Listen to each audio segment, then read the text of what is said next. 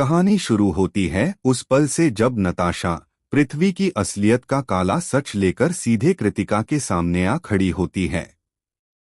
उसकी आंखों में बदले की आग और होठों पर खतरनाक मुस्कान। कृतिका, जो अब तक पृथ्वी को अपना पति मानकर उसकी हर बात पर भरोसा करती आई, अचानक सुनती है, पृथ्वी तुम्हारा पति कभी था ही नहीं, वो तो तुम्हें इस्तेमाल कर रहा है। ये शब्द कृतिका के कानों में जहर की तरह उतरते हैं। पहले वो हंस देती है, फिर गुस्से में नताशा को तमाचा जड़ देती है। लेकिन नताशा का चेहरा मुस्कुराता रहता है, क्योंकि उसके पास है सबूत। शर्लिन और पृथ्वी की गुप्त शादी।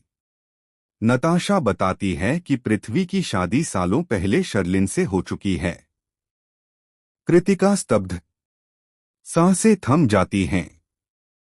और जिस बेबी को तुम ऋषभ की समझती हो, वो सच्चाई कुछ और है।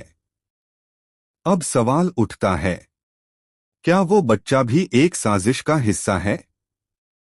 कृतिका को याद आता है, 2 साल पहले पृथ्वी जेल गया था, लेकिन वो इतनी जल्दी बाहर कैसे आया? नताशा बताती है, वो बाहर आया ताकि वो लूथरा परिवार की पूरी प्रॉपर्टी अपने नाम कर सके, और ये सब प्लान किया गया था। शर्लिन, नताशा और करीना बुआ के साथ मिलकर। कृतिका का गुस्सा, शर्लिन को सरेआम तमाचा। अब कृतिका के अंदर की आग भड़क उठती है। वो सीधे शर्लिन के कमरे में जाती है और बिना कुछ कहे सन्नाटा तोड़ते हुए तमाचा। तुम दोनों ने मुझे मोहरा बनाया, मेरे ही घर में रहकर मेरे भाई के खिलाफ साजिश। शर्लिन के होश उड़ जाते हैं। पहली बार उसके चेहरे पर डर साफ दिखता है। लेकिन कहानी यहीं खत्म नहीं होती। प्रीता की जान पर खतरा। उधर नताशा का असली प्लान अभी बाकी है।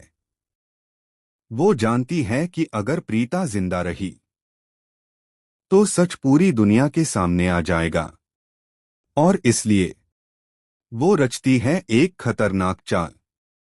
एक नकली एक्सीडेंट, एक ब्रेक फेल कार, एक सुनसान सड़क।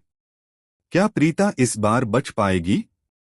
कृतिका का पछतावा, प्रीता से माफी। सच जानने के बाद कृतिका टूट जाती है। वो दौड़ती हुई जाती है प्रीता के पास।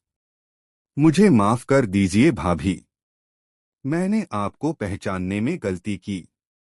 प्रीता की आंखों में आंसू हैं, लेकिन उसके चेहरे पर वही शांति। क्या वो कृतिका को माफ कर देगी, या अब बहुत देर हो चुकी है? पृथ्वी का पलटवार। इधर पृथ्वी को पता चलता है कि नताशा ने सब कुछ खोल दिया है।